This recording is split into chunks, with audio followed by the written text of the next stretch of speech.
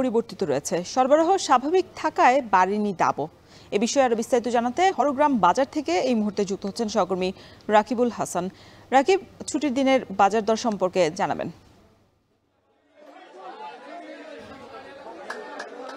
রওশন, আসলে রাজশাহীর হরগ্রাম মাছ বাজারটিতে এখানে মূলত সামুদ্রিক মাছ এবং নদী এবং খালবিলের মাছ সবচেয়ে বেশি সরবরাহ থাকে এবং অন্যান্য দিনের মতো আজকেও আমরা দেখছি যে একেবারে ভোর থেকে কিন্তু হাঁক ডাকের মধ্যে দিয়েই বাজারটি শুরু হয়েছে এবং যে পরিমাণ আসলে মাছের সরবরাহ বেড়েছে সেই ক্ষেত্রে আসলে দাম খুব একটা বেশি বাড়েনি। ছুটির দিনে আমরা আজকে লক্ষ্য করেছি যে ক্রেতা সমাগমে বেড়েছে।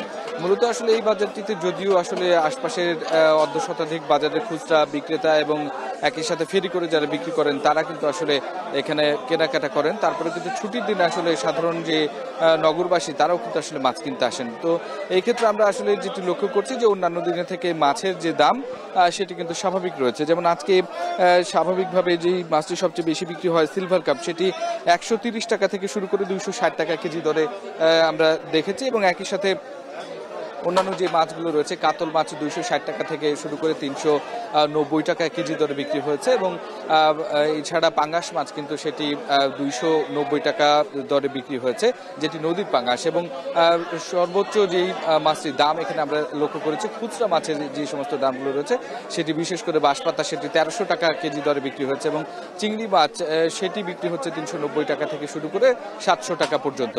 এবং অন্যান্য যে সমস্ত নদীর মাছগুলো রয়েছে সেই মাছগুলো সরবরাহ বেড়েছে, বিশেষ করে ট্যাংরা, পাবদা এবং যে ছোট মহলা মাছগুলো রয়েছে সেগুলোর সরবরাহ বৃদ্ধি পাওয়ার কারণে এখানকার বিক্রেতা যারা আছেন তারা বলছেন যে দামটি খানিকটা স্বাভাবিক রয়েছে। তো এই ক্ষেত্রে আজকের বাজারে অন্যান্য দিনের তুলনায় আসলে যে পরিমাণে আসলে দাম বাড়ার কথা অন্যান্য ক্ষেত্রে, যেমন ছুটির দিনের যেহেতু এখানে ক্রেতার সমাগম বেশি এবং মাছের সরবরাহ আছে যার কারণে আসলে খুব একটা বেশি দাম বাড়েনি, অন্যান্য দিনের মতোই আসলে দাম রয়েছে। এবং এই অবস্থায় এখন মাছের বিক্রেতা যারা রয়েছেন, আড়তদাররা আছেন, তারা বলছেন যে আসলে মাছের সরবরাহ এই সময়টুকু বাড়ে, বিশেষ করে নদী খালবিলে যেহেতু পানি শুকিয়ে আসে যার কারণে হরেক রকম মাছ কিন্তু আসলে ধরা পড়ে এবং সেগুলো সরবরাহ কিন্তু আসলে এই বাজারে হয়। বিশেষ করে এর পাশেই প্রবাহিত যে পদ্মা নদী, সেখানে রাজশাহী থেকে যে পশ্চিমের দিকে চাঁপাইনবাবগঞ্জ, সেখানে নদীর অনেকগুলো ঘাট রয়েছে, সেই ঘাটগুলো থেকে যে মাছগুলো আসলে প্রত্যেক দিন ধরা পড়ে এবং ভোরবেলায় কিন্তু এখানে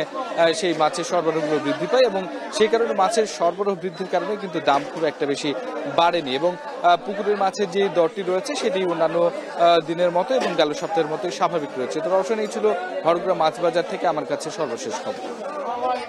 ছুটির দিনের রাজশাহীর মাছ বাজারের পরিস্থিতি জানাতে যুক্ত ছিলেন সহকর্মী রাকিবুল হাসান।